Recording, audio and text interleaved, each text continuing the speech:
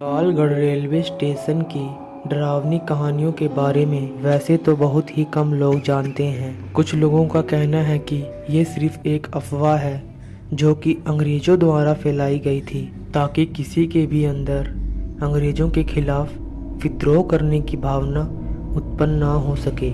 इस डरावनी घटना का जिक्र आपको कहीं पर भी देखने को नहीं मिलेगा। ऐसा कहा जाता है कि 27 फरवरी 1931 को चंद्रशेखर आजाद के शहीद होने के बाद 13 मार्च को एक ट्रेन विद्रोही किसान से भरी हुई थी जो छावनी पर हमला करने के लिए इलाहाबाद की ओर तेजी से बढ़ी आ रही थी। उसे अंग्रेजों द्वारा उसी स्टेशन पर रुकवा दिया गया। उनमें से कुछ लोग कूद के भागने की कोशिश करने लगे तो उनको अंग्रेजी सैनिकों द्वारा धर दबोच लिया गया। गांव वालों के सामने ही उनमें से कुछ लोगों को पेड़ पर लटकाकर फांसी दे दिया गया। कुछ के शरीर पर पत्थर से बांधकर नदी में फेंक दिया गया तो कुछ को ट्रेन की पटरी पर ही लटाकर उन पर ट्रेन चलवा दिया गया। कहा जाता है कि 1300 से भी ज्यादा लोग डिब्बे में ही जलकर राख हो गए थे। जब ट्रेन में से लाशों को निकाला गया तो उनमें से बहुत सारी हड्डियां और कंकाल बरामद हुए थे। इतना ही नहीं, लोगों में दहशत और खौफ पैदा करने के लिए उन्हीं के आसपास गांव से मजदूरों को बुलाया गया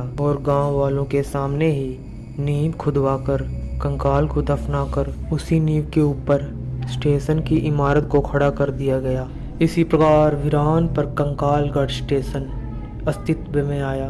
लोग बताते हैं कि हर महीने की 13 तारीख को कंकालगढ़ रेलवे स्टेशन पर बहुत सी अजीब गरीब रहस्यमयी घटनाएं घटती हैं। ऐसे ही एक घटना का शिकार वहां पर पढ़ाने वाला एक प्राइमरी स्कूल का टीचर हुआ। कहते हैं प्राइमरी स्कूल में पढ़ाने वाला एक टीचर जिसकी नई नई पोस्टिंग हुई थी कंकालगढ़ स्कूल में, ये उसका दुर्भाग्य था कि जिस दिन वह कंकालगढ़ स्कूल में पढ़ाने के लिए पहुंचा उस दिन 13 तारीख था। दोस्तों, कंकालगढ़ तक पहुंचने के लिए एक ही रास्ता था जो कि अंग्रेजों द्वारा बनाई गई 166 साल पुरानी पुलिया। यहाँ दूर दूर तक परिंदा भी पर नहीं मारता था। खासकर 13 तारीख वाले दिन लोग अपने घरों से बाहर आने में भी डरते थे, मानो उनकी फटती थी। दोस्तों कहते हैं वो टीचर जैसे ही वहां पर पहुंचा उसे बहुत ही अजीब सा महसूस हुआ, जैसे मानो कोई उसका पीछा कर रहा हो। जैसे तैसे करके उस टीचर ने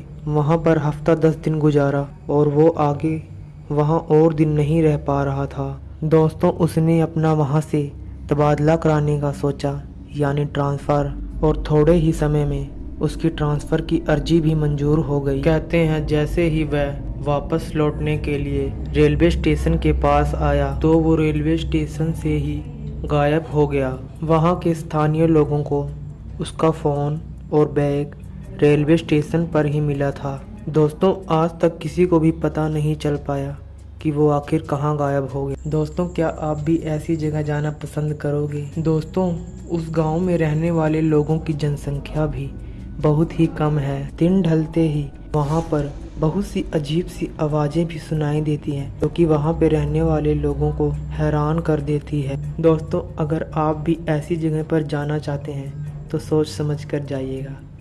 खैर, आपको ये वीडियो कैसी लगी कमेंट करके बताना मत भूलना। मिलते हैं ऐसे ही एक और सच्ची घटना वाली स्टोरी के साथ। तब तक के लिए धन्यवाद।